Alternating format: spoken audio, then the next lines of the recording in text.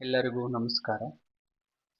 ಇವತ್ತು ನಾನು ಸಿಂಪಲ್ ಆಗಿ ಒಂದು 3-4 ಐಟಮ್ಸ್‌ಲಿಂದ ಪುಂಡೆ ಪಲ್ಯ ಮಾಡುವ ವಿಧಾನ ನಿಮಗೆ ಸಿಂಪಲ್ ಆಗಿ ಒಂದು 5 ನಿಮಿಷದಲ್ಲಿ ಹೇಳಿಕೊಡುತ್ತೇನೆ. ಇದು ಆ್ಯಕ್ಚುಲಿ ನಾವು ಉತ್ತರ ಕರ್ನಾಟಕದಲ್ಲಿ ತುಂಬಾ ಇಷ್ಟಪಡುವಂತ ಸೊಪ್ಪು. ಮತ್ತೆ ಆಮೇಲೆ ಇದು ನಮ್ಮಲ್ಲಿ ಫೇಮಸ್. ನಮಗೆ ಪುಂಡೆ ಪಲ್ಯ, ಕಿರ್ಸಾಲಿ ಪಲ್ಯ ಈ ಥರ ಎಲ್ಲ ಐಟಮ್ಸ್ ಬೇಕಾಗುತ್ತೆ. ನೋಡಿ, ನಾನು 4 ಸೂಡು ಪುಂಡೆ ಪಲ್ಯ ತೊಗೊಂಡಿದ್ದೆ. ಆಲ್ರೆಡಿ ಬಿಡಿಸಿಕೊಂಡು ನೀರಲ್ಲಿ ವಾಶ್ ಮಾಡಿ ಇಟ್ಕೊಂಡಿದ್ದೆ.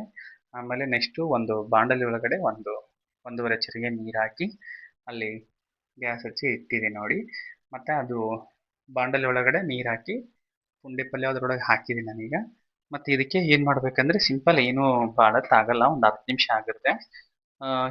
ಒಂದು 5 ಅಥವಾ 8 ಖಾರ ಇದ್ರೇ ಸ್ವಲ್ಪ ಹಾಕ್ಕೊಳ್ಳಿ, ಖಾರ ಇಲ್ಲಾಂದರೆ ಸ್ವಲ್ಪ ಜಾಸ್ತಿ ಮೆಣಸಿನ ಹಾಕ್ಕೊಳ್ಳಿ. ಇದು ಮುಗೀತು. ಈಗೇನೂ ಬೇಡ, ಉಪ್ಪು ಗಿಪ್ಪು ಏನು ಹಾಕ್ಕೋಬಾರ್ದು. ಜಸ್ಟ್ ಇದನ್ನು ಲಾಕ್ ಮಾಡಿಬಿಡೋಣ. ಇದು ಲಾಕ್ ಮಾಡಿದರೆ ಒಂದು 10 ನಿಮಿಷ ಬಿಟ್ಟು ನೋಡಿ ನೀವು ಎಷ್ಟು ನೀಟಾಗಿ ಬರ್ತದೆ ಪುಂಡೆ ಪಲ್ಯ. ಇಷ್ಟು ಲಾಕ್ ಮಾಡಿ ಇಟ್ಬಿಡೋಣ. ಆಮೇಲೆ ಒಂದು 10 ನಿಮಿಷ ತಡೆದ್ಮೇಲೆ ನೋಡೋಣ.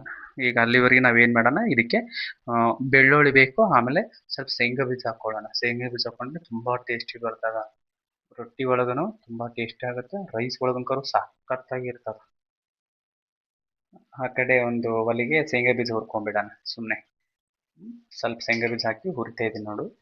ಈಗ ನೋಡೋಣ. ಓಕೆ, ಒಂದು 10 ನಿಮಿಷ ಆಯಿತು. ಪುಂಡಿ ಪಲ್ಯ ಕುದ್ದಿರ್ತದ ನೋಡೋಣ. ಸ್ವಲ್ಪ ನೋಡಿ, ಮೆಣಸಿನ್ಕಾಯಿ ನೋಡಿ ಕುದ್ದಿದೆ ಅಲ್ವಾ, ಎಷ್ಟು ನೀಟಾಗಿ ಕುದ್ದಿದೆ ನೋಡಿ. ಇದನ್ನು ಈ ಥರ ಸ್ವಲ್ಪ ಹೆಚ್ಚಿ ನೋಡಬೇಕು. ಓಕೆ, ಡನ್, ಕುದ್ದಿದೆ. ಇದಕ್ಕೆ ನಾವೇನು ಮಾಡೋಣ ಅಂದರೆ, ನೋಡು, ನಾನು ಇಲ್ಲಿ ಆಲ್ರೆಡಿ ಶೇಂಗಾ ಬೀಜ ಹುರಿದು ಇಟ್ಕೊಂಡಿದ್ದೀನಿ.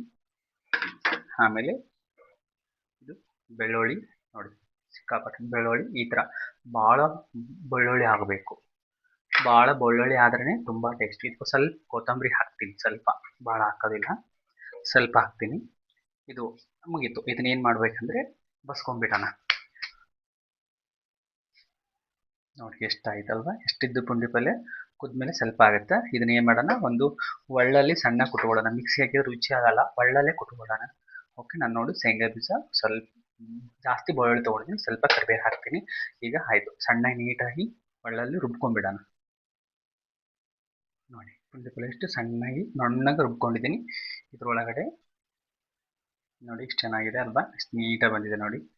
ಇದರೊಳಗಡೆ ಬಿಸಿ ರೊಟ್ಟಿ ಅಥವಾ ರೈಸ್ ಇದ್ದರೆ ಓಕೆ, ನಡೀತದೆ, ತುಂಬ ಚೆನ್ನಾಗಿ ಬರ್ತದೆ. ಪ್ಲೀಸ್ ನನ್ನ ಚಾನಲ್ನ ನೀವು ಸಬ್ಸ್ಕ್ರೈಬ್ ಮಾಡಿ. ನನ್ನ ಚಾನಲ್ ಗ್ರೋತ್ ಆಗೋಕ್ಕೆ ನಿಮ್ಮ ಸಹಾಯ ಬೇಕು ನನಗೆ. ದಯವಿಟ್ಟು ಸಬ್ಸ್ಕ್ರೈಬ್ ಮಾಡಿ. ನಂದು ಆ್ಯಕ್ಚುಲಿ ಅಡುಗೆ ಮನೆ ಸಣ್ಣದಿದೆ, ಅದರಲ್ಲಿ ಅಡ್ಜಸ್ಟ್ ಮಾಡ್ಕೊಂಡಿದ್ದೀನಿ. ಅದು ಇರೋದು ಬಾಡಿಗೆ ರೂಮಲ್ಲಿ. ನೋಡಿ ಈ ಥರ ಬರ್ತದೆ, ತುಂಬ ಚೆನ್ನಾಗಿ ಬರ್ತದೆ ನೋಡಿ. ದಯವಿಟ್ಟು ನೀವು ಒಂದ್ಸಲ ಟ್ರೈ ಮಾಡಿ. ಪುಂಡಿ ಪಲ್ಯ ಹೇಗಿದೆ ಅಂತ ಕಮೆಂಟ್ಸ್ ಮಾಡಿ. ಆಮೇಲೆ ನನ್ನ ಚಾನಲ್ ಮಾತ್ರ ಸಬ್ಸ್ಕ್ರೈಬ್ ಮಾಡೋದು ಮಾತ್ರ ಮರಿಬೇಡಿ. ಥ್ಯಾಂಕ್ ಯು, ತುಂಬ ತುಂಬ ಧನ್ಯವಾದಗಳು.